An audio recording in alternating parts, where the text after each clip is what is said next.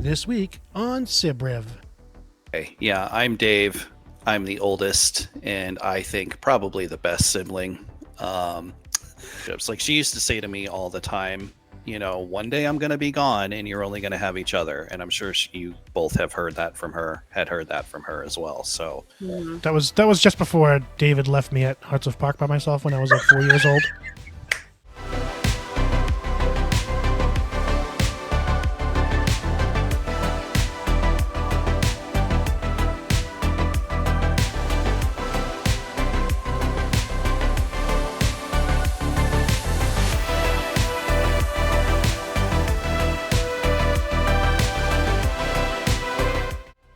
Welcome to episode 1 of SibRiv, the Sibling Rivalry Podcast. I am Dana, and I am joined here by my dear brother and dear sister, Michelle and David. Why don't I have you two introduce yourselves, you two beautiful souls? Dave, you're the big brother. You go first. okay, yeah, I'm Dave. I'm the oldest, and I think probably the best sibling. Yeah, you know, I had to say something like that. I don't know what to tell about myself. I am living in Oregon. I've been here for the last, 7 years now. Love it out here. Don't love being away from my family so much. Just got married to my beautiful wife, Hawaii, who I am also currently separated. Well, not separated.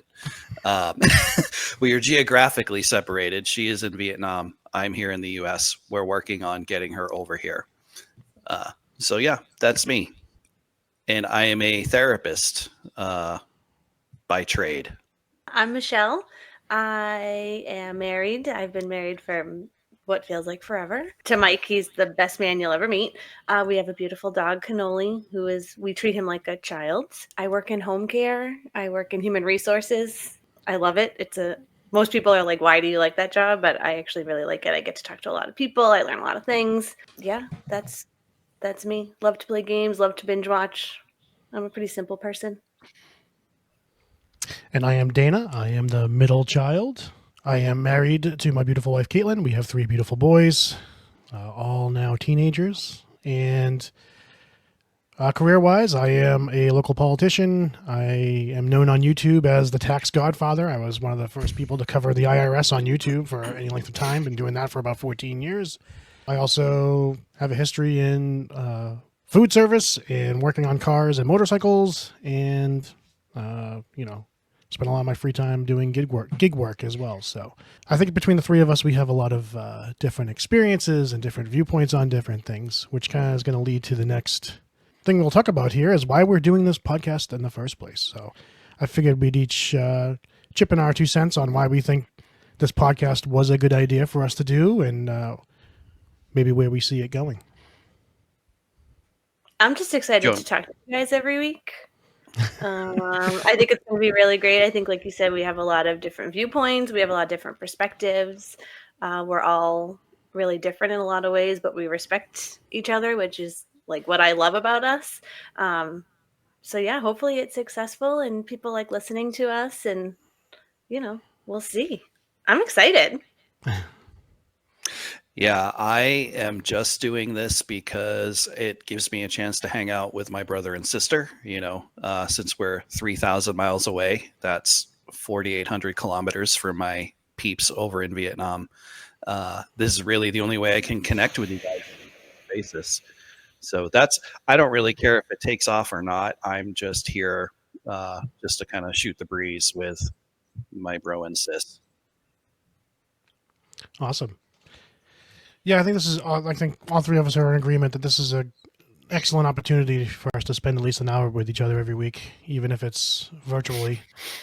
But I think, most of I think all 3 of our work lives involve like helping other people. And I actually think this podcast could do a lot of good for people. I think we're going to be covering a wide range of things. We haven't really even fully fleshed out what this podcast is going to be, really, right? I think as we go along through episodes, we'll have more of an identity, but I can foresee us covering a lot of things that can help people. I think we'll cover a lot of subjects that can make people laugh, make people cry, the wide range of things we'll talk about.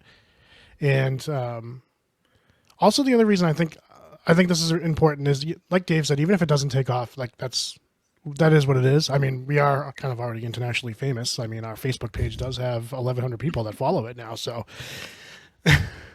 but I've been thinking a lot about the legacy of like our family and what my kids are going to be remembering us by, and I feel like this podcast is going to be a way for them to get to know their father more deeper, a way for them to get to know their aunt and their uncle a little more deeper.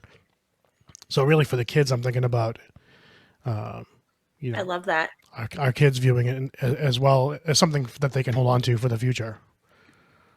Because once we put it out there, it's already out there. I think with our aunts and uncles too, we're all separated. We have family in Maine, we have family in Florida. I think it'll be a great way for them to hear some of the things we think and be like, oh my God, I didn't know that you did that. Or like it might spark some conversations even within our family, which I'm excited about. Yeah. Yeah, I think about that. I think it's really important for, my nephews to have that sort of connection to the past, because I was thinking about this, Dana and I are already in our 40s. I'm almost 50, Shell's in her mid 30s. Our family, like the older generations, they're not all around for us to get that family history. So, I've been thinking a lot lately, like there's a lot in our own family history that I know very little about, and I have very few people left that I can ask now, so I think it's important for us to leave something regarding like our family story for the younger members of the family. Very true. Yeah, for sure. With that said, I guess we'll dig into our topic. Oh, so let's just talk about how the first several episodes are going to go. So as people listen along, they can kind of see where we're headed, at least for the next, few episodes for the foreseeable future. So how we've structured this to start is every week, one of us is picking a topic that we're going to discuss and get the viewpoint of the different siblings. And then every week we'll rotate. So a different sibling will pick a different topic. The next 3 episodes after this one are going to be a little bit different because it's kind of all of Michelle's. Well, I'll have Michelle explain that at the end of the show. But so today we're going to do a topic we're calling Advise the Internet. So what I did was over the past couple of weeks, my beautiful wife Caitlin and I have done some research on that wonderful cesspool of a website that people like to call Reddit. And we've pulled some stories from Am I the A-Hole and family related stories that we can discuss. I would like to hear my brother and sister's viewpoints on some of these and advise. There's going to be 3 stories I'm going to read and put up on the screen for you all if you're watching this on YouTube. And we'll give our thoughts on it, and kind of ties into like advice, ways we can help people. Some of these are absolutely ridiculous. I'll just be honest. I think one of these is absolutely fake, but I think it's still a good exercise, kind of like an icebreaker for all of us to get into episode 1. So that's what we're going to do. So the first story I pulled is, am I the a-hole for leaving my family without a turkey after my mom criticized my fiance and said she wouldn't be a good wife and mother? Any thoughts based on that title?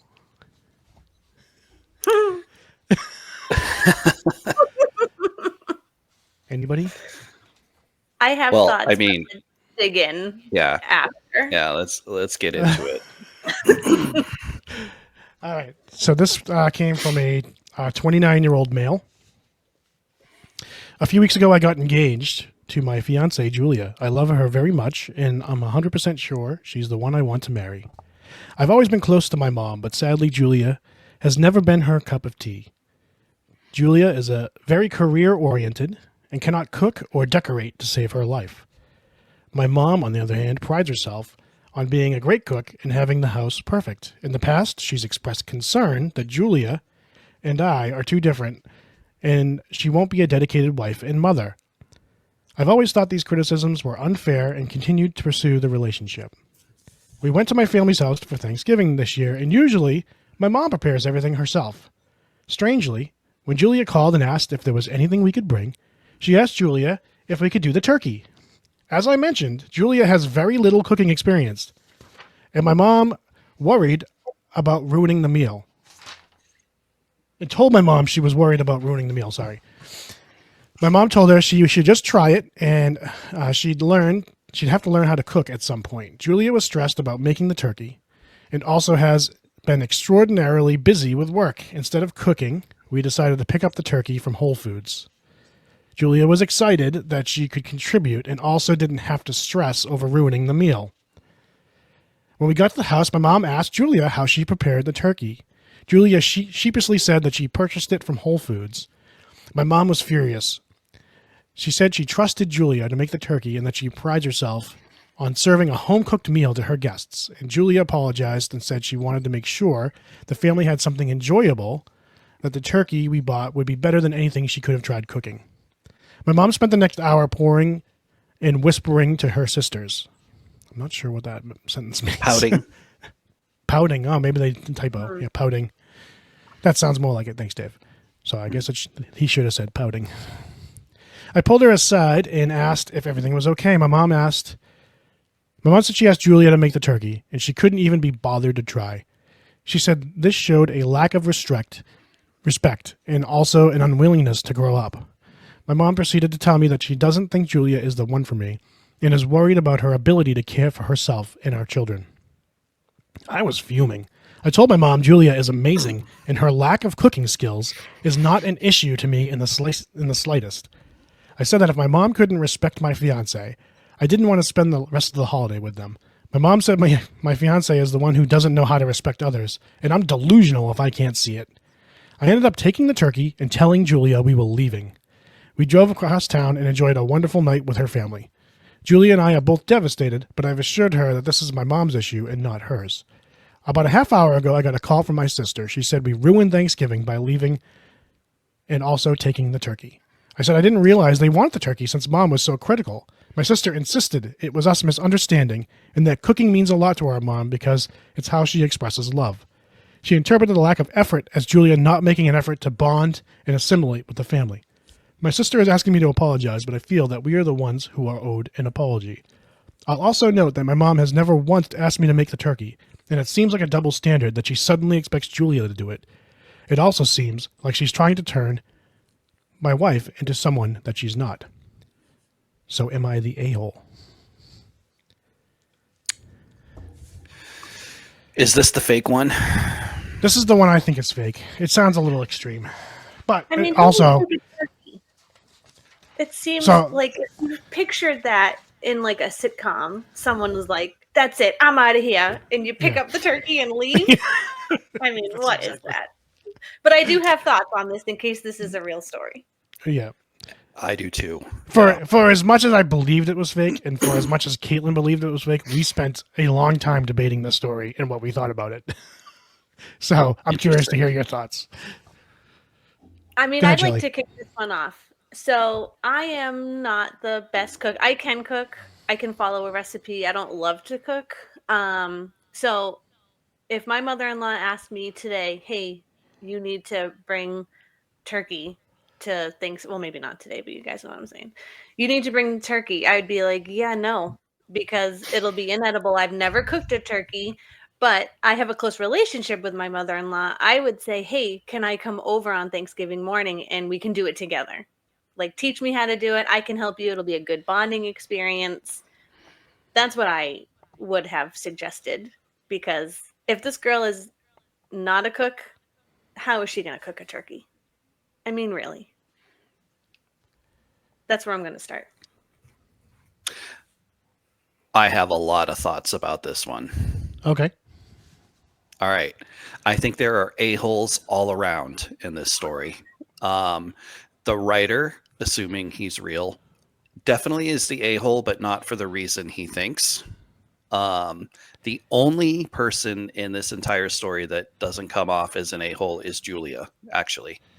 But the reason why I kind of think this might be real is that one line where he responded to his sister. Well, I figured you wouldn't want the turkey since mom was so critical. Like, that is such a passive aggressive, bitchy move that I've seen so many people do that it makes me think this actually might have some truth to it, because I could see a person, I've known many people that act that way. I don't know. First of all, mom's an a-hole for who says I'm going to host Thanksgiving but doesn't provide the main course. Yeah. Like, who does that? Assuming that mom, so many different ways. First of all, why isn't this guy offering to help cook the turkey? Why isn't this guy doing any sort of communication with his mom at all, other than the fight and the argument? That's just where I'm starting from. Okay. So, like, this has been a topic of debate because I think for Kate and I, when we read this story, like, that was our first reaction, was very similar to you both. Like, everyone's kind of the a-hole but here, except for Julia. But even as I've been thinking about it, I think even Julia may have handled this wrong a little bit too, if I'm being honest. Like, she could have just said, she could have told his mother, I don't, you know I can't cook, but I'd be willing to work with you to do it. If you want to show me how you would do it and teach me how the way you would do it, I can try to learn with you. But she should have been forthright in saying, I'm not going to put all that on myself. It sounds like she just kind of went with it and said, okay, I'll bring a turkey. And then she just went to the store and bought one. But, especially if the sister's being honest. Like we all know people in our own family that show their love through food. I mean, except for our little sister. Yeah. But we're a typical Italian family. We know plenty of our family that show their love through food. So if the food is that important to the mother, I mean, that's certainly one of the ways I show love to my family is through the food I do. Like, I can actually see her being offended by the fact that she wouldn't cook the turkey and she went to do it at the store. But in Julia's defense, right, you're saying she just went along with it. You got to look at the situation as a whole. She already knows that future mom-in-law doesn't like her. So True. It's not like, when we know somebody doesn't like us, we're not going to try to reason with them, especially if we're entering into a family. No. I don't know about that.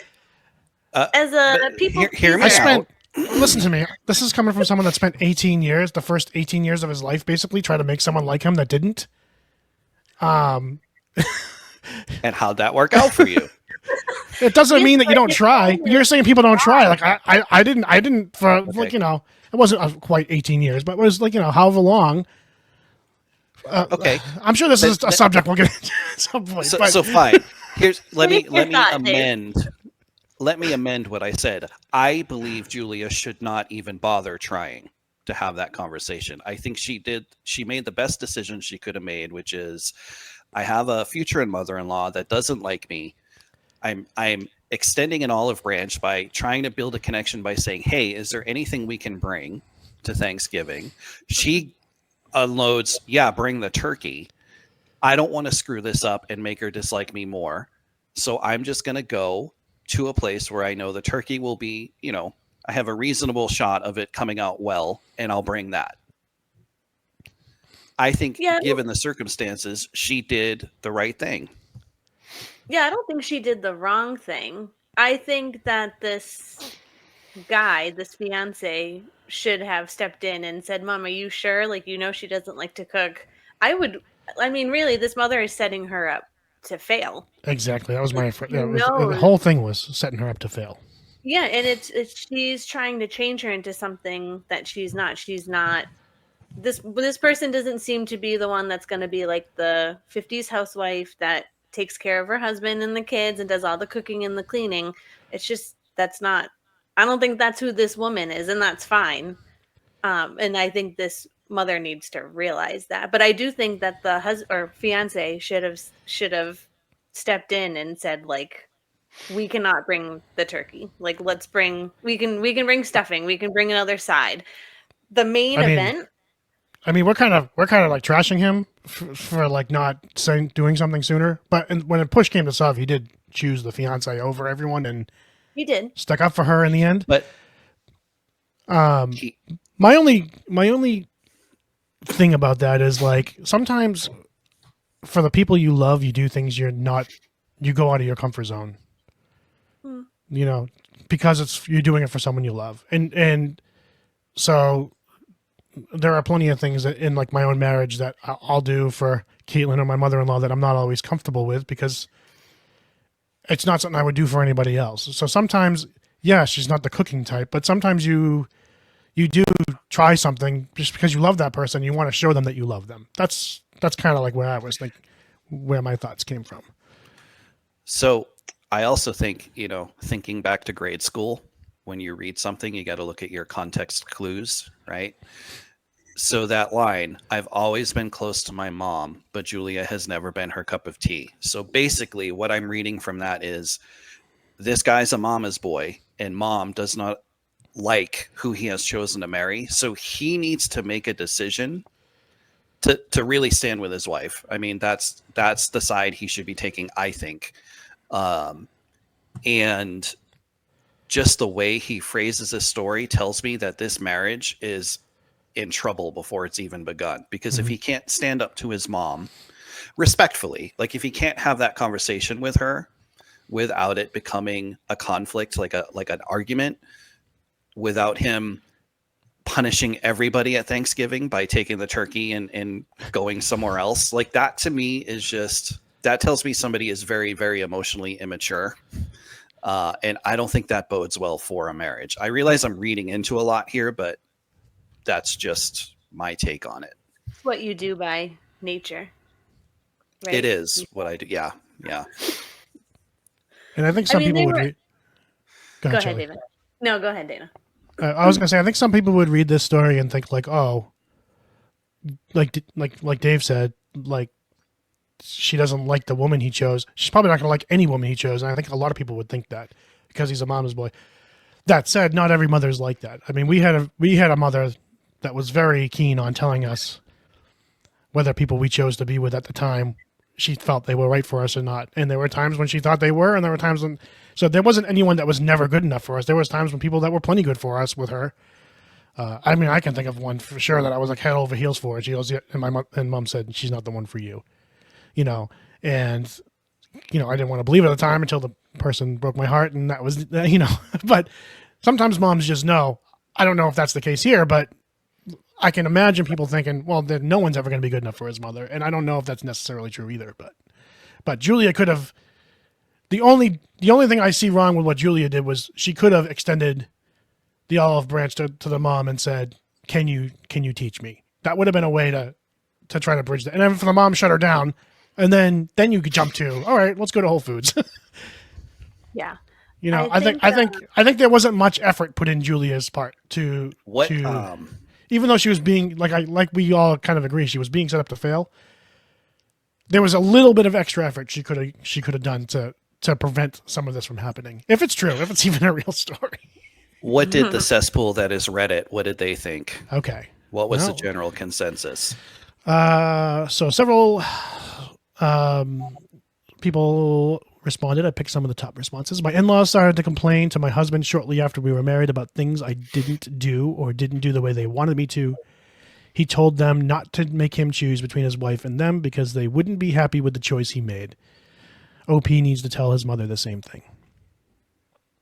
Another person said, your mom set a trap, and honestly, I don't know, or honestly, I'd go no or low contact because it's just going to keep on getting worse. Parents this crazy usually try to make you try to decide between you and them. Just keep that in the back of your mind, but your mom sucks. If your mom doesn't shape up and learn to respect her son and soon-to-be daughter-in-law, she's going to learn what it's like not to have a son, I fear. Another person said, your mom was testing Julia. It was an intentional lose-lose situation. Your mom is not someone I'd want in my life. Are you sure you want her in yours? Please don't make Julia go near your mom ever again. It seems your mom is disrespectful and manipulative, and she has it out for Julia. And the overwhelming consensus was not the a-hole. Did anybody call this guy out at all? I looked. For anything? I looked, and everyone seemed to think that he did his part by leaving with her and taking the turkey. No one called him out about anything that would happen before that. I have two thoughts. My first thought is I wonder if the mother has ever asked the sister to cook a turkey. I just wonder, and I wonder like what the ages are of these siblings, if they're I'm close. gonna guess. I'm gonna guess not, because he said she never asked him. She was always the one she to do it. seems pretty old school and like wouldn't ask the guy maybe to do it. It seems like she thinks the cooking is like the female role.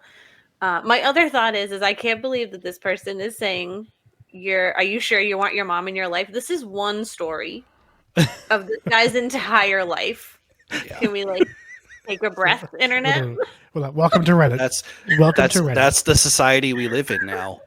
Somebody one story defines says, you. Yeah, somebody in the family has a different perspective than you. You got to cut them out. Yep. You got to cut them out. That's the way people roll now. Everyone watching on YouTube, let us know in the comments what you think of this story. What are the next few stories coming up? And while you're at it, make sure you like and subscribe. All right. Story number 2. You guys ready? Yes. Strap in. This one's a doozy. So, am I the a-hole for excluding my sister-in-law from family gatherings because she has children?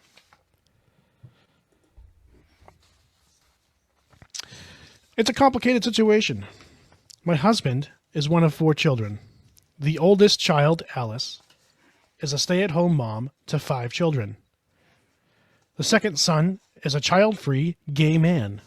The third child is his antinatalist sister, and my husband and I are child-free. Basically, one sibling has a lot of children, and the other 3 siblings don't have any children, and mostly dislike children. My husband and his childless siblings are very close, and they're partners. We all hang out regularly, and we like to host. Excuse me. They will not let Alice's children come over to their homes at all. My husband's antinatalist sister just hates kids, and kids have broken a bunch of stuff. And the kids have broken a bunch of stuff at his brother's house.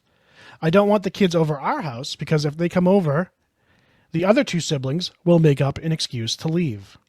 And hanging out with Alice and her 5 kids without anyone I like being over just sounds really unappealing. Alice called me and said she's upset and feels excluded because we all hang out without her and post it on social media.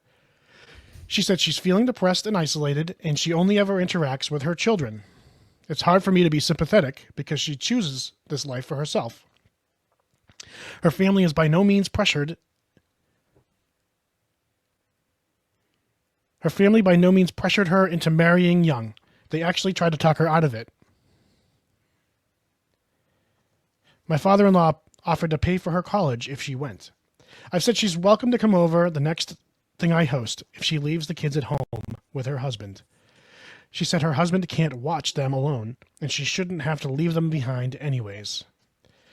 She said the family should want to spend time with the family. I told her she's the one who chooses her lifestyle, and if she has a problem, she should take it up with her actual siblings, not her sister-in-law, and I'm done talking to her. I blocked her number because she kept texting me. Am I the a-hole? So I think it's important to define the terms real quick, just for anybody that doesn't know. Childless, child-free, and antinatalist, because there are differences between the 3. Yep. Childless is just you don't have children. You might have them in the future, but you don't have them right now. Child-free is you've made a conscious decision to not have children. And most people who call themselves child-free don't want to be around kids. They don't want to take vacations with kids. They just want to live their lives child-free. Antinatalist is somebody who actually thinks it's morally wrong to have children, that you're committing a moral sin by bringing kids into the world for whatever reason. So I just wanted, for anybody in the audience that is unsure of what those 3 different terms mean, those are the definitions. I had to Google. I didn't know what antinatalist was. I didn't know that was a thing until you sent this. Just in case anyone else feels dumb. Don't feel dumb. I think she's the a-hole. I'm gonna kick us off again. I am child free, right? I've made a decision not to have kids, but I like kids. I like my friends' kids. I love my nieces and nephews. They're welcome anytime. Apparently, this family is so close. These siblings are very close in their partners, but they don't want to invite them over if they have children in the. I can't. I'm like, this got my blood boiling so bad that I like couldn't even formulate a thought. This sister-in-law is telling you that she is depressed and isolated, and you decided to block her. You thought that was the best decision, and you don't want to invite her over. She says a line like, she doesn't want, if it's not someone that she likes over, why bother having people over? So you don't like your sister-in-law? This woman, I hate everyone in this family. That's what I'm gonna say. I'm just saying it. I can't. I'll add more, but I was so mad reading this. So mad. Yeah, I agree. I was my immediate response was this family is full of a-holes. These sound like the most miserable people, and I wouldn't want to have anything to do with them. Honestly. Your family member is telling you that they're depressed and feeling isolated. Do you not know a family member or friend or anyone that is a parent that has never felt isolated because their world is consumed by kids and like it's the life you chose for yourself? Seriously? Oh my God. I can't. Yeah, I really don't have much to add to what you two said. I actually am in full agreement. And all I could think of when I was reviewing this before the podcast was the whole antinatalist sister. Again, we don't know anything about her, but she just sounds like one of those people that's completely insufferable. You know what I mean? Like constantly lecturing everybody on why, it's wrong to have children. I can't imagine marrying into it or being part of a family like that. Like, I just can't wrap my head around it. I suspect, though, that Reddit was all about supporting this writer. That's my guess. I will say, like, this writer is, like, for as clueless emotionally she seems to be. Well, we don't know if it's a she, though. It's either, she or he. But the thing is yes, I'm assuming it's a she. My husband is one of 4 children. I'm assuming it's a she. What I'm thinking here is she's in tune enough to know that like there could be a situation where the other siblings would make an excuse to leave. So she understands the way they all think, right? But she can't think about how this other sibling so she's in tune to everyone but this one sibling. And she just can't imagine how this person thinks. I don't know, it's crazy to me. I was thinking of a situation where Mike and I would say to you, like, don't bring the kids. And I struggled because I was like, in what world would I ever say that? And I think the only thing I could like kind of come up with was if we were having game night and we were playing like the 17 plus party games that maybe weren't appropriate, that I'd tell you, hey, in like 2 weeks, we're going to have game night. Maybe leave the kids at home because these games are not going to be appropriate. But we also have the advantage now of older kids that we could leave home like without having to worry about anyone watching them. They can watch themselves. But that's true. But it sounds like this person has younger children. It sounds like. So playing devil's advocate a little bit, one thing I think I can empathize with as far as like the rest of the family not wanting the kids around is the fact that the kids have broken a bunch of stuff in another person's home. And I don't know why Alice's husband can't watch the kids by himself. Yeah. But if he can't, that tells me maybe they're not very well behaved. Maybe they're just wild. And if you have 5 wild ones running around in a home that's really not built for kids, I can kind of see where somebody might be coming from. Not to the point where I would tell a family member, don't bring your children at all. I want nothing to do with them, which is what sounds like is happening here. But I can kind of see a little bit why some of the family might be hesitant in light of that. Yeah, I mean, we have almost all of our friends have kids. So when we're over there, it is wild. But again, we chose not to have kids, but it's not because we don't like them. We just really like our life. It's not that I'm like looking at a kid and I'm like, ugh, gross. Like, I can't believe you're here. We love them. We play with them. But when we drive home, there is no talking. The music is off. Like, we need a good 5 minutes of silence. So I understand that if you're not a kid person, you need a minute.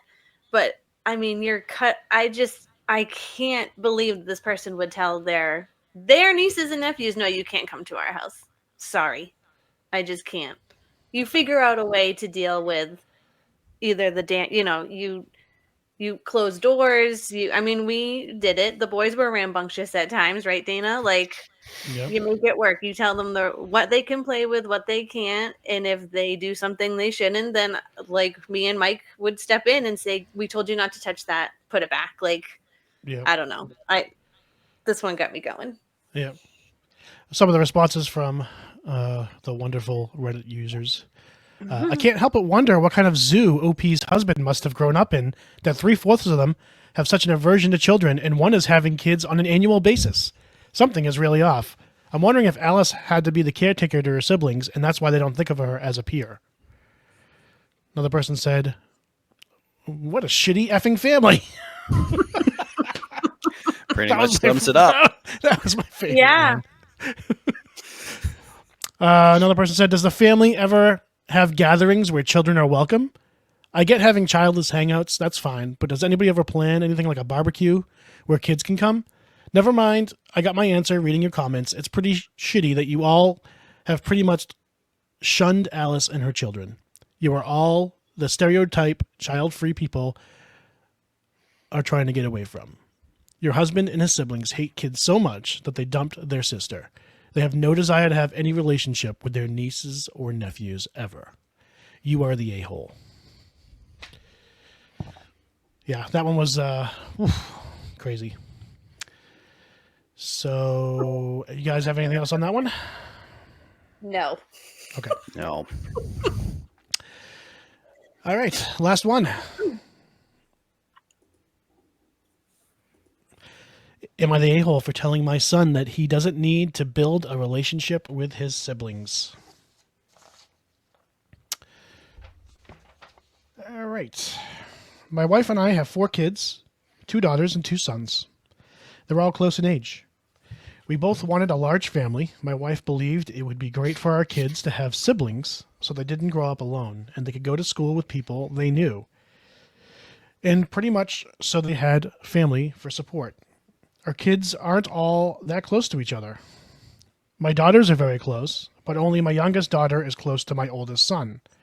While my oldest son and daughter have a good relationship, but they don't have many conversations with one another. Then there's our youngest son who isn't close to any of his siblings. When he was younger, he didn't talk or play with them. He did talk or play with them more, but now he just usually talks to them when he has to. This isn't worrying me. I mostly work from home, and I haven't heard arguing or noticed anything like bullying or my youngest being excluded. I don't think there's anything wrong. Just that my son doesn't care much to bridge the gap between him and his siblings, and it's not like my wife and I can enforce it. My wife thinks differently, though, and thinks that this summer we should do more family events to bridge the gap between our kids. I'm not opposed to the idea. But it's not like we can force our kids to take part in it, and if they do, we can't force a relationship. We talked about it with our son the other day, and he says he just doesn't have much in common with his siblings, and he doesn't think it's a big deal. Now, the issue starts with the fact that I told my son he doesn't need to have a relationship with his siblings as long as he doesn't feel entitled to it in the future. Kind of a weird statement to make to your kid. Yeah. My wife doesn't agree with it, however, and once we were done talking to my son, she says my way of thinking is wrong because it's important for family to be close to one another. I don't think it's a major issue, but it means a lot to my wife. So I'm looking for an outsider's perspective. What is wrong for me to say to my son that he doesn't need to build a relationship with his siblings? I have a hot take about this one. Okay. Let's hear it. Because this guy is asking, I know this is about the question he's asking, but really, that's not the issue here. This has nothing to do with his younger son not being close with his siblings. I really think this is a wife that is unhappy in her marriage and feels disconnected from her husband. Interesting. So this is I'm gonna clue you guys into some family systems theory 101 here. Anytime, and I've seen this both in my practice and the research helps bear it out. Anytime you have a set of parents and they are focused on a problem with the child, like the kid might actually have challenges or might be misbehaving, whatever. But anytime they're putting all their focus on the kid, they're completely ignoring all the problems between the two of them. Because it's a way to, instead of having to address what's wrong in our marriage, we can focus on what's going on with the child. And it takes the pressure off the parents. Does that make sense? Mm-hmm. You might think that's a load of crap, but I've actually seen it borne out over and over in the 8 years that I've been a family therapist now. So I mean, addressing this guy's actual issue, first of all, his description of their relationships is kind of contradictory and all over the place. Like, the daughters are very close, but none of the kids are really close. And, it's like, what? It's one of those things, like, what is the actual problem here? And I know he's asking that same question, but it's like, what is it that the wife has such an issue with that she thinks her youngest should be more attached to his older siblings? Some people are just naturally independent. Some kids are that's just the way they are. They're naturally, and he doesn't say how old any of these kids are. It would be nice to have the actual ages, because if they're teenagers, like, of course they're not going to be hanging out with each other. They're going to be hanging out with their friends. That as we become teenagers, we're a little bit less focused on the family and more focused on our peers. That's just normal human development. So, like I said, I really think there's more going on here. I think the wife is really unhappy, and I think the real lack of connection is between her and the guy that wrote this, her husband, not the lack of connection between the younger son and his siblings. Just my hot take. That is a hot take. Yeah, it's not an avenue I looked at it from. No, I looked at it from the avenue of, like, I think that this youngest son he's probably on the spectrum, if I had to guess. I mean, frankly, he just sounds a lot like one of my kids. And, like, to a point, he's right. You can't force a relationship with them. But they are going to, like, especially, like, it sounds to me like if he is on the spectrum, the parents don't even know it. It sounds like they haven't done anything to address it or even think of that as a possibility, because it sounds like the son has kind of isolated himself from everybody and they haven't noticed. I didn't like that he said there's nothing that me and my wife can do to enforce. Of course you can. You can enforce family time. Put your phones away. Let's have family dinner. There are ways to, I don't want to say enforce, but, like, encourage family time. Be present in the moment. Doesn't mean you guys have to be best friends for right now. Sounds like the wife is trying to do that, honestly. Yeah, maybe it's coming from her. But, I mean, you can enforce. You're the parent. You can make them put their devices away and, like, be with their family. To David's point, there's definitely a disconnect between the wife and the husband here, because they have two completely different views on what the problem is and how to handle it. What would be helpful would be to know, what is his relationship with each of his kids? What is the wife's relationship with each of her kids? Like, that would be good to know too. I suspect the whole family is just kind of disconnected from each other. Not that they have like the guy's saying, not like it's bad or that they argue or are in conflict, but just disconnected. Like, they don't really do much with each other. Yeah. I don't know. I think you can, again, I hate the word enforced family time. Enforced seems so, I don't know.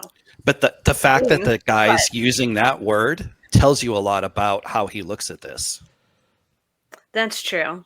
Yeah, I Family think time you is can something you have to encourage. force people to engage in. Yeah. Well, I mean, everyone's Yeah. a product too of like their own, of like kind of like their environment in a lot of ways. They're influenced by the way they grew up too. So I'd be curious if this guy had like siblings of his own and how they grew up and how close they might have been. It sounds like maybe the wife had siblings that she was close with, and that's why she thinks it's so important. Mhm. We're all close with each other. That's why it's always been important for me to have my kids close together. I mean, my kids are all teenagers, and they all do. I'm fortunate that they all do like each other. Like I said, I have one son on the spectrum, and he is at times isolated from his brothers, but there are plenty of times when he does participate and engage with them, and like we love those times. You know, Caitlin loves it when he wants to spend time with her and teach her how to play video games. Like there are definitely family things that you don't have to force, like especially with like I said, I'm kind of just projecting this onto him because it just sounds an awful like someone on the spectrum, but like you don't have to force it on them. Like you just always, as a parent, you should never stop encouraging your kid to participate with the family. You know, you can't just assume, well, he doesn't like to hang out with his brothers and sisters anyways. We're not gonna take him to whatever we're doing, or we're going out to play baseball. He hates baseball. You always ask your kid anyway, because sometime they're going to say yes. You know, at some point they're going to say, sure, I'd love to go, you know? So like, you just always have to keep on asking. You always have to keep on, you know, it's not forcing it on them. If they say no, that's fine. You can respect that. You know, Well, sometimes they'll say, no, I don't want to go. I don't want to go. They end up going anyway, and then they end up having fun. That's Yeah. true. That well. happens too. And But you don't force them to do it. If you force them to do it, you know, they're not going to have fun. There's boundaries, you know, like I said, we're at the advantage now is like my kids are older. So like if one of them doesn't want to do something, they don't have to, they can just stay home. They're old enough to stay home by themselves. So there are times when they say no and we just respect it. And there are other times that they want to go, you know. I couldn't imagine like 2 years ago, my isolated son on the autism spectrum would be asking to go spend family game night with his family, but he loves doing family game night with his family. So like eventually you're going to have like breakthroughs with stuff like that. And they're going to want to spend time with their family. It's patience and it's understanding and empathy and not forcing it. Certainly not forcing it, but also it's fostering it, fostering the relationship. And this is why I think the real issue is between this writer and his wife, because regardless, like basically the family takes its cue from the parents, and how they interact with each other sets the tone for how the family interacts with each other. So if the siblings are not feeling that sense of family unity, I guarantee you this guy and his wife, there's a huge disconnect there. I was just going to say, going back to your point of inviting, you know, like, oh, we're going to go play baseball. Do you want to come? I know just from sleepovers, when we're like, we're going to go play basketball, we always get, well, I don't like sports, but they still come out, like, and they will still hang out, and they, you know, will still engage with them, even if they're not playing the sport that we are playing at that time. So there are ways to, like you said, encourage and foster that family time without enforcing it. Yeah. Yep. You guys curious what Reddit said? Yeah. Yes. Well, he didn't say he hates them or dislikes them. They just don't have much in common. He can love his siblings, but still prefer to hang out with someone else. Just encourage the kids to be there for each other when needed. That's when it matters. Show them by example that we step up for those that matter when it matters. Beyond that, the kids pick their own relationships due to being an autonomous individual, not tools of parental expression. You can love your siblings without having to be the best buddies, and closer relationships often develop in adulthood anyways. Not the a-hole. I am one of four, the eldest female. I got along best with my brother, who was the third child. He passed away 12 years ago. The second oldest sister and youngest sister were fairly close. I was never close with either of them. Family dynamics are different for everyone. Your son might decide he wants more contact as he gets older, or he may not. As long as he has friends and is content, that's all that matters. The consensus was no one here is the a-hole. I would agree with that. I don't know that I would. I don't know. feel About like I don't know. I disagree with the friends thing. Oh, as long as you just got friends, it'll be fine. Like I think friends come and go.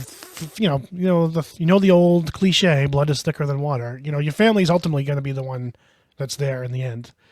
Yeah, that's So- why I don't That's like the father said, like, don't feel like you're entitled to it if you don't foster a relationship. Like, really, you're at the end of the day, if you're really in trouble, you're not going to call your siblings to say, like, hey, I'm at a party and I'm drunk. Can you come and get me? You know what I mean? Like, you know, I'm assuming. I'm gonna be that guy right now and point out that cliched "blood is thicker than water" is always used incorrectly, because the full quote is something like "the blood of the battlefield is thicker than the water of the womb." So what it means is people that you go through intense experiences with, friends, tend to be stronger relationships than necessarily family. I didn't know that was the whole quote. We're going to learn so much from you, Dave. You're so wise and old. Old, maybe. Or it's just going to be intolerable. My aim is to provide a lot of actually, all of that. Actually, I told you I was going to be that guy just this one time. All right, I can't promise that it's going to be just that one time. But I'm sure people watching are going to clock it every time you do it. Yeah, they're going to start a running tally. I can but put yes, I can put a that little cliche, times that the cliche Dave's is that guy. often used incorrectly. Just that was my only point. Yeah, I mean, I'm sure we'll talk about this too, but I also do think sometimes there are toxic family relationships and you do have to Yeah. cut ties. So, like, it depends on each person's relationship and all that, but, you know, and we could get going on that topic too. But I think in this case, they're pretty young still and they have a chance to still have a relationship. I can see people like in the comments saying, well, you guys all have a great relationship, so you're just speaking from your experience. The thing is like, I think we all have experiences with bad family relationships too. Yeah. And, you know, we're fortunate that these three siblings here like adore each other. It doesn't mean we don't have our disagreements about things.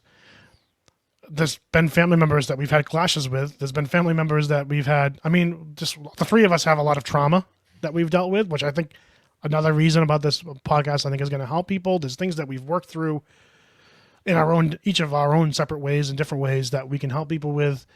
And so, yeah, every family's experience is different. And our family experience is certainly unique. Yeah, I just think sorry, go ahead. No, go ahead. I lost I was it. just gonna say, I look at the three of us. Like Dave, you went off to college, and I was what, like 5 or 6. Five So or you six. were like, yeah. like you were out of the house. Dana was the one in the house. Like we were way closer when we were younger than you and I were when I was younger. But as we've gotten older, and like I remember Mom making me like talk to you on the phone, and I'm like, what am I going to talk to this guy about? I'm like 7 years old, like, hey Dave, and then it was like that was it. How's school? Great. Okay, here's Mom. You know. But it was like as we got older, we formed the friendship. So, yeah, I just think relationships take time. You don't come out of the womb best friends. Like, just doesn't. I don't think it happens like that. We also had a mom that was very like, you know, these are your people, you know, like rely on them. Yeah, We had a mom, who definitely like emphasized the importance of sibling relationships. Like she used to say to me all the time, you know, one day I'm going to be gone and you're only going to have each other. And I'm sure you both have heard that from her, as well. So that was just before David left me at Hearts of Park by myself when I was like 4 years old. I got grounded for a month for doing that during the summer. So I mean, yeah, I left my defenseless 4-year-old brother a mile away at the park, but I got grounded for a month. So who really suffered here is all I'm saying. Well, you both survived, so it's fine. Listen, I had to go to a stranger's house to ask for help. It could have ended badly. That was the first time Dave got that speech. Listen, there's going to be some day where I'm not here. The three of you are all you have. I mean, to be fair, I probably was an incredulous little boy. I mean, I did pee on David and all his friends once. Yeah. I don't, that the Hearts of Park thing, I don't think you had done anything like little brother annoying. I think I couldn't find you. So in my head, I'm like, well, I'll just go home. He'll make his way back. As if I would know where to go from there. I'm surprised, you really Dana. The best babysitter because I also broke my arm on your watch. You did. I'm just throwing that out there if we're talking about it. There was also the time that Dana and I were outside and we were play wrestling, and I had picked him up, and I looked down and I realized my fly was undone, so I just dropped him. And Mom actually saw that happen.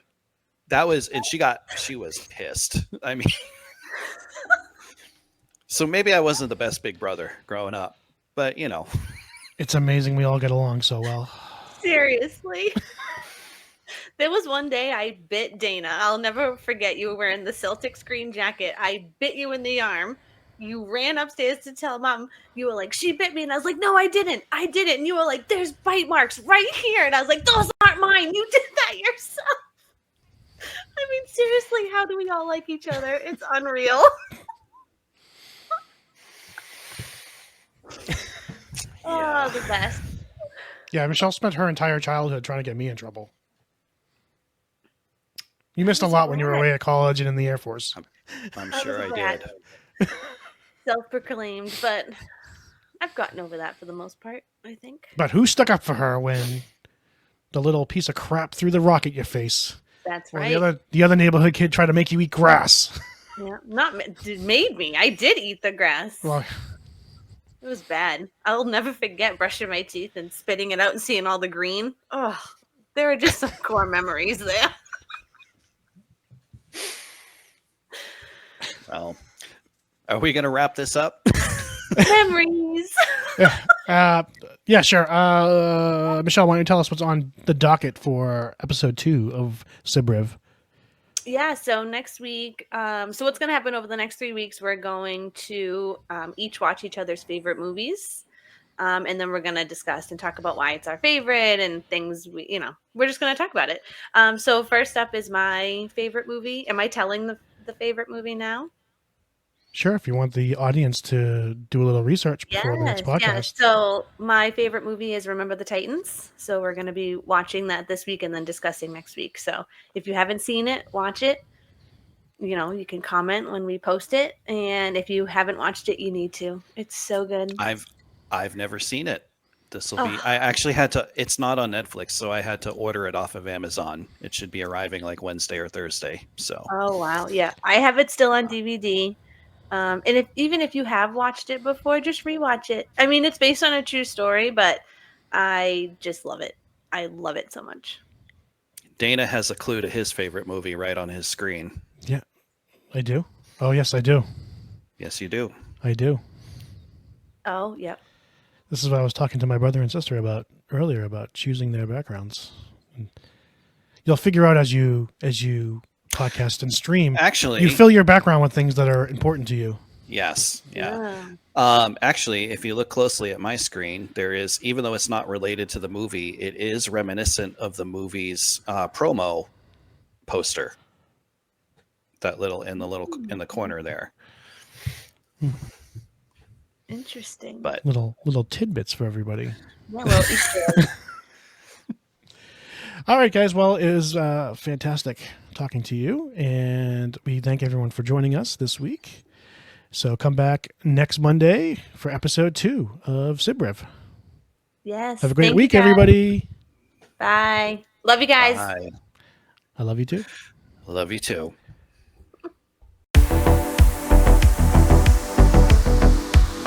SibRiv is produced by DS Entertainment Network and Dana Scott. Your hosts are David Scott, Dana Scott, and Michelle Zaborski. Research for this week's episode was performed by Caitlin Scott and Dana Scott. Our theme song is Alone Tonight by Ocean Drive, which can be found on creatormix.com. Be sure to check the description below for links to our social media, YouTube, and Spotify pages. The Sibling Rivalry Podcast uploads a new episode every Monday. Be sure to subscribe and click the notification bell so that you can be made aware every time a new episode drops.